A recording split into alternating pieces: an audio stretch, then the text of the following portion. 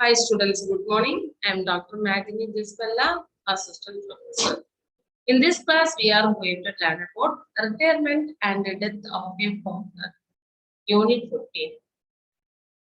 First, we can see the meaning of a partner. A partner may leave the firm by taking retirement.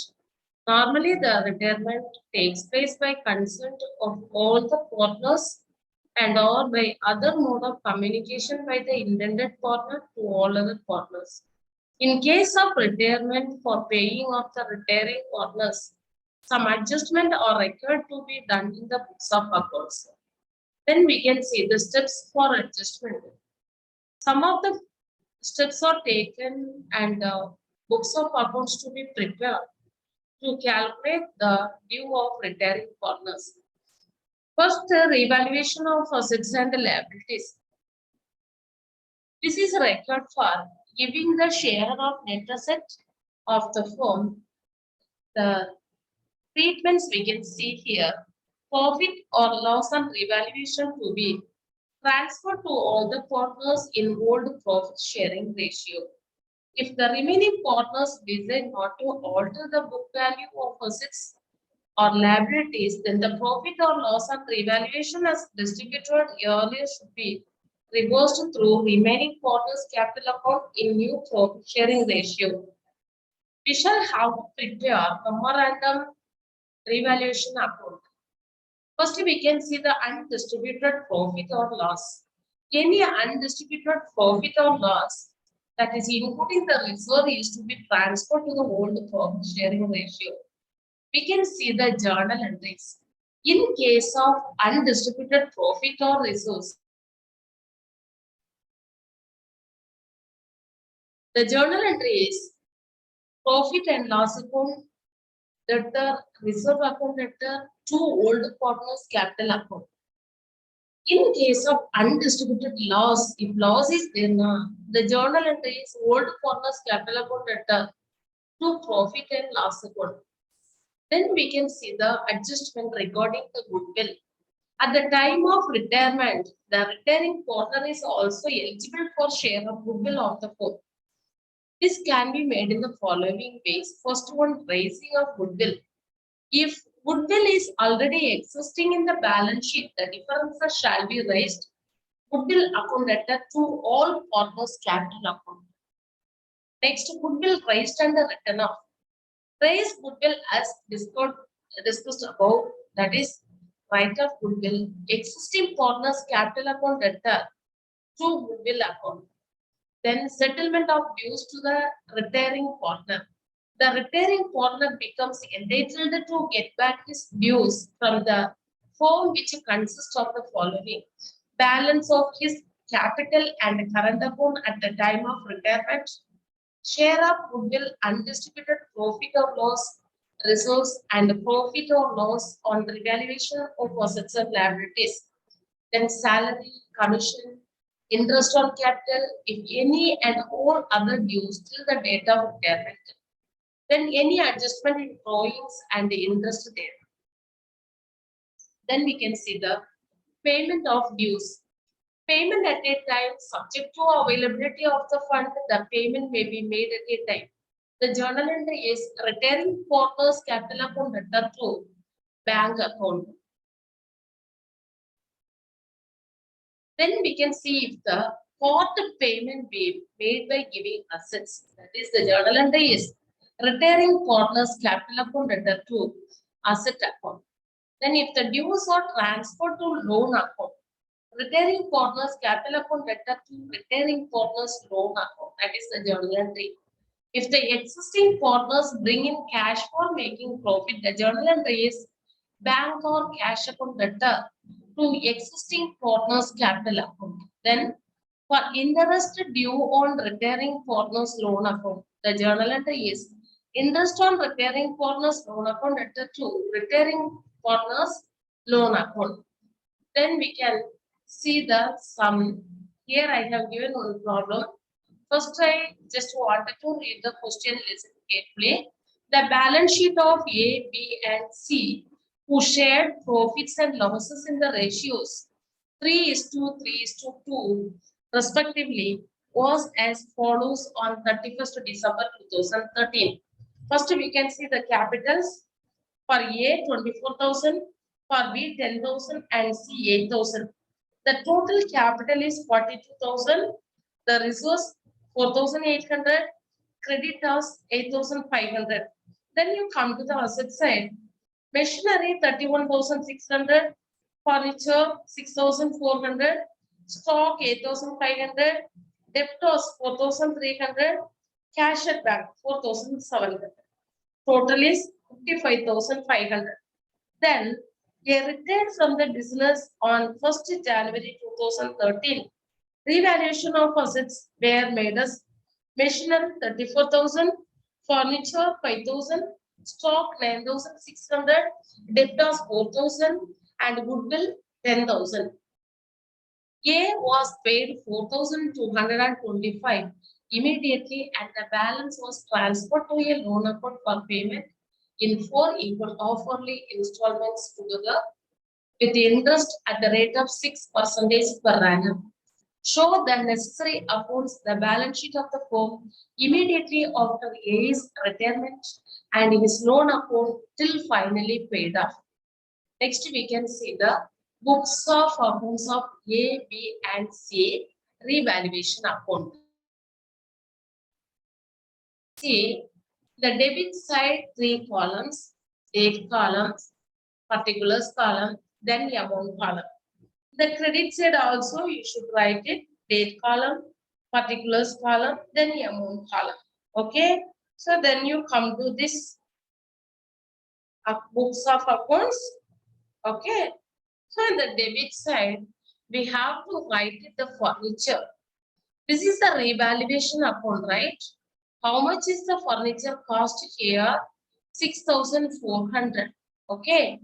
The revaluation of assets, the furniture cost is 5,000. So 6,400 minus 5,000. How much is the revaluation value? 1,400, right? So we can write here in the revaluation account, we can write here 1,400. Okay. Then we can see the provision on debtors account. See the provision on debtors account. Okay. So here, provision already they have mentioned here. 4,000 debtors are there, right? Here, how much is the debtors? 4,300. 4,300 minus 4,000, how much? 300. That is the provision on debtors account. That is 300. We have to write it. In this manner, we have to write it. The machinery account, stock account. Okay. See here, machinery account. We can see the machinery account. Already we have written the stock and the debtors, right? These both items, stock and debtors, is decrease the value. When they are reevaluating, the value is reduced. Okay. But in the case of machinery and stock, okay, these are the items are increased the value. When they are reevaluating assets, the value is increased. Normally, the students having a doubt, simply they will tell, madam, the assets will appear in this side, but the liabilities will appear in this side. But here may have a doubt for the students. That's what I am clearly explaining. To furniture and provision on debtors, we have written in the debit side, right? Why? Because the value of the assets is reduced. Okay. But in the case of machinery and stock value is increased. So when we are writing here by machinery account, okay, see here, 31,600 is the value. But currently the value is increased. So you can write 34,000 minus 31,600. How much is the amount? 2,400. Okay. Then you come to this stock. Here stock is 8,500. Now the value is increased. How much increased? 1,100 increased. So we can write here by stock account. How much? 1,100. How much? 1,100. Next, one more thing you should understand. The profit and losses in the ratio of 3:3:2, right? So here, just we have to find out whether it is profit or loss. Okay, so we can find out here the balance amount. Just you put the total here 3,500. Both sides you have to write it 3,500. Here 1,700 are there. 3,500 minus 1,700. How much is the balance? 1,800. That 1,800 you have to divide according to the ratio which was given in the question 3:3:2, right? Based on that you have to divide. Okay, 1,800 into 3 by 8, 675. Then 1,800 into 3 by 8, 675. Then for C, 1,800 into 2 by 8, that is 450. The total you have to write it. Okay, this is the revaluation account. Then we can move for the capital account. We should calculate the capital account. Okay, we can see here capital account, date, particulars, then A, B, C partners. The credit side also you should write it. Date, particulars, A, B, and C. Already we know how much is the capital, right? For A, 24,000, B, 10,000, and C, 8,000. You can write by balance BD, by balance BD for A, 24,000, B, 10,000, and C, 8,000. You can write it. Then we can see the reserve. Okay, see the reserve. Reserve how much? 4,800. That 4,800 we have to divide 3:3:2. Okay, when you are dividing according to that ratio, you will get how much? 1,800. 1,800 for C, 1,200. Okay, then revaluation account balance already we got there 675, 675, and 450 for C. Okay, then revaluation of goodwill. Goodwill is how much? You can see the revaluation of goodwill. Okay, 10,000 on here, right? 10,000 on there. So we can reevaluate the goodwill 3:3:2. You will get for A 3,750 and B for 3,750, C for 2,500. Okay, just you come to this debit side to bank account.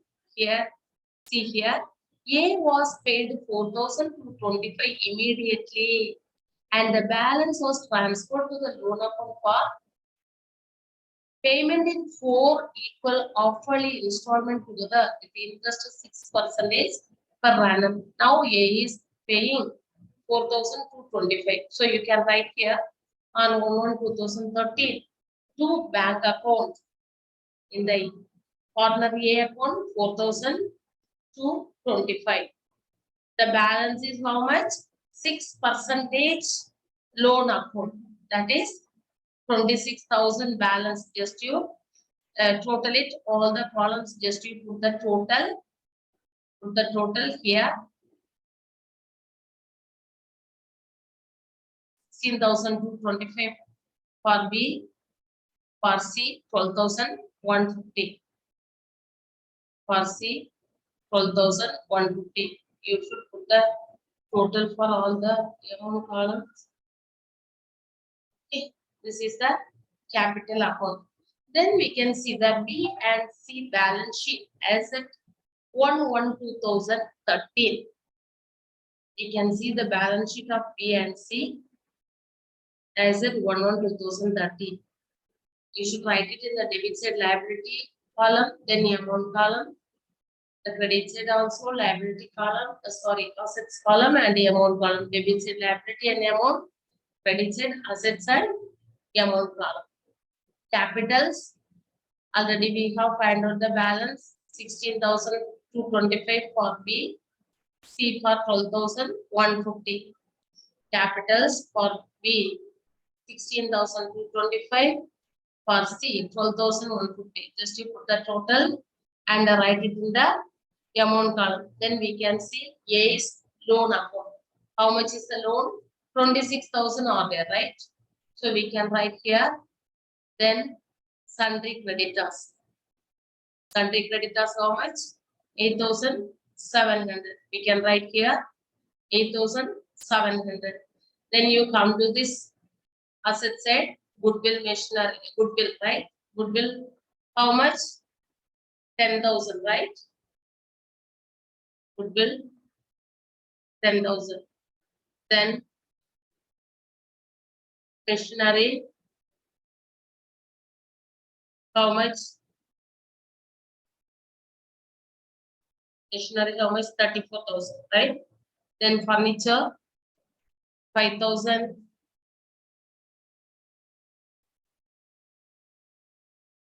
Stock, 9,600. Stock, 9,600. Then debtors, 4,300. Less provision. Just you subtract the provision. Already we have find out. Less provision 300. You subtract and write it in the outer column. Then cash at bank. Cash at bank 4,700 minus 4,225. The balance is 475. Okay, just you put the total 63,075. 63,075. Then we'll move for the B's loan account. Okay, B's loan account. 6% are there, right? Interest. Just you put date column, particulars column, amount column. The credit side also date column, particulars column, amount column. By A is capital how much? Already we have find out 26,000. Okay, we should calculate interest. 6% of 26,000 for 6 months. 6 months alone we should pay that interest. When you are calculating, you will get 780. That is 26,000. 26,000 into 6 by 100 into 6 by 12. You will get 780. Then by interest account of 6% of 26,000 minus 6,500. Okay, minus 6,500 for 6 months. Just to subtract it. Subtract it. 26,000 minus 6,500 into 6 by 100 into 6 by 12. You will get 585. You will get 585. The debit side, you put the date 1/1/2013 to bank account. To bank account, how much?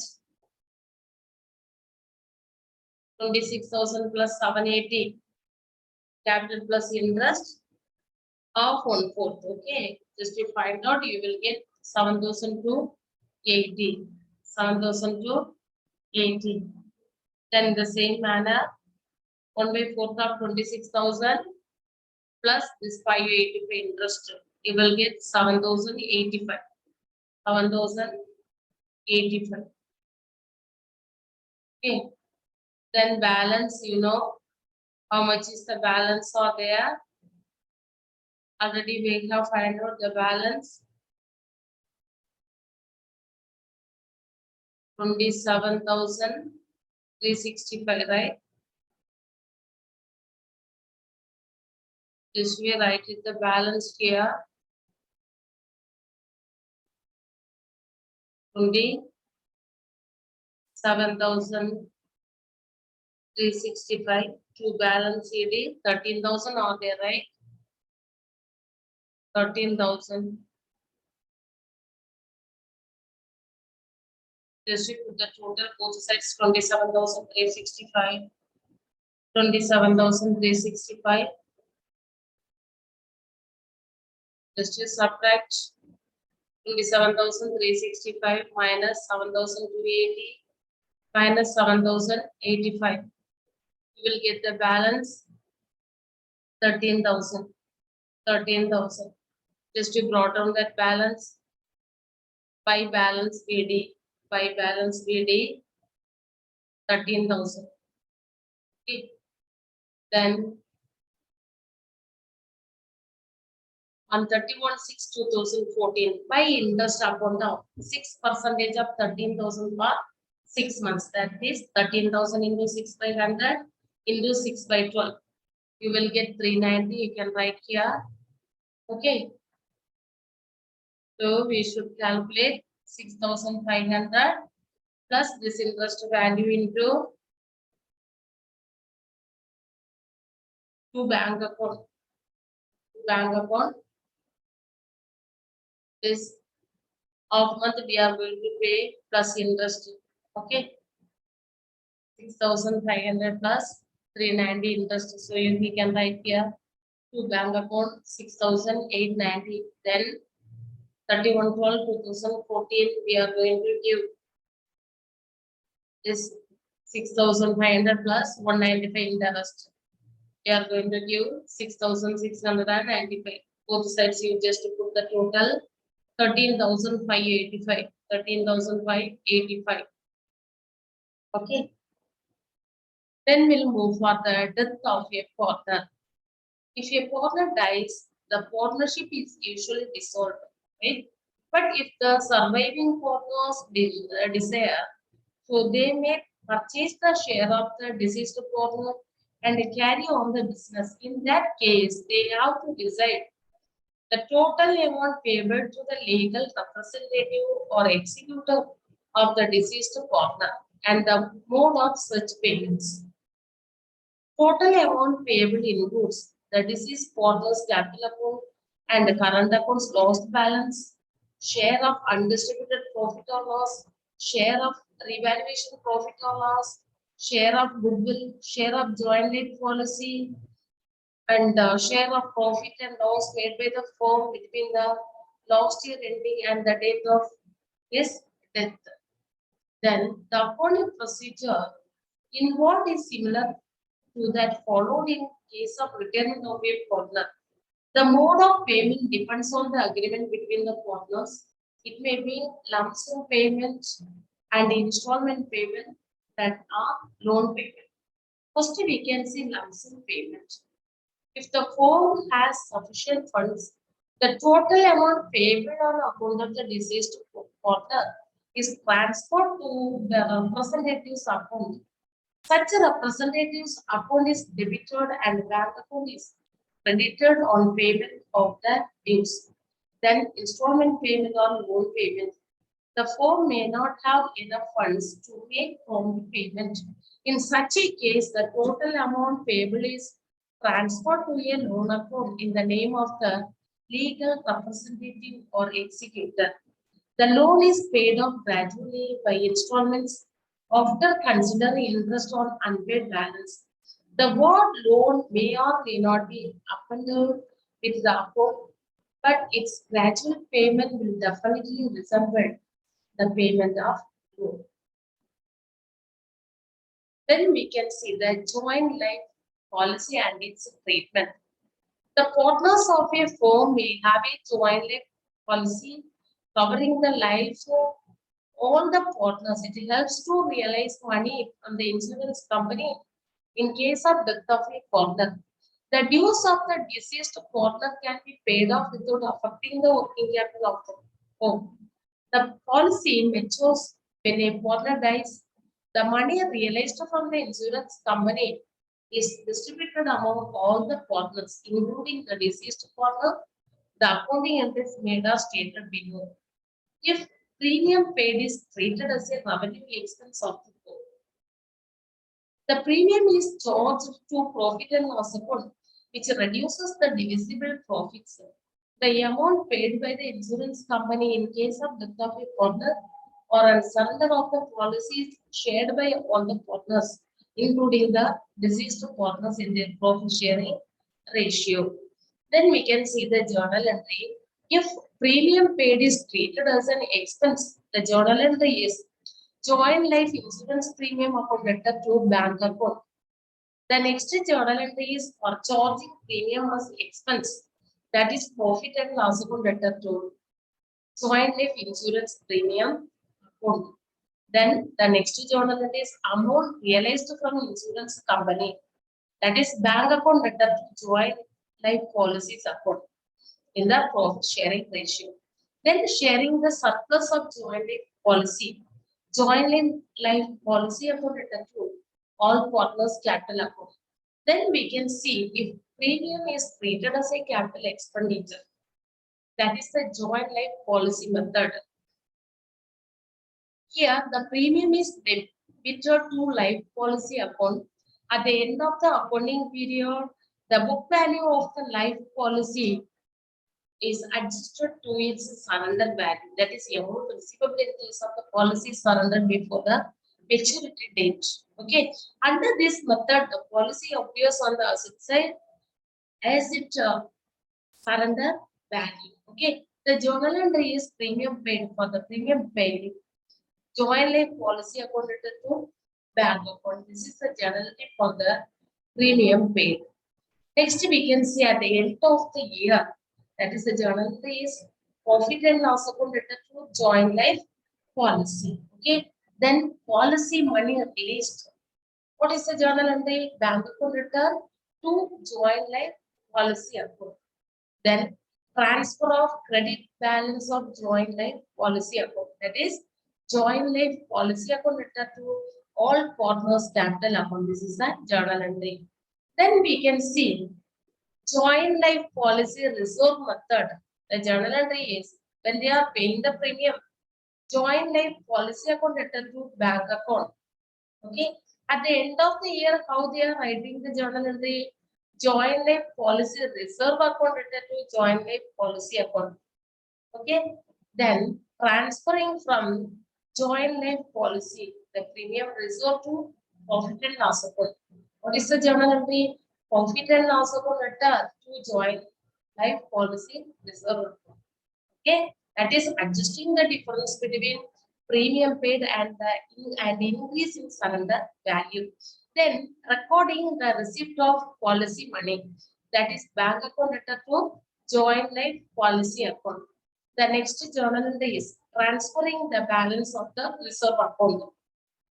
What is the journal entry? Joint life policy reserve account return to joint life policy account. Then distributing the life policy among the partners. Joint life policy account at to all partners account. That is based on the old ratio. Thank you.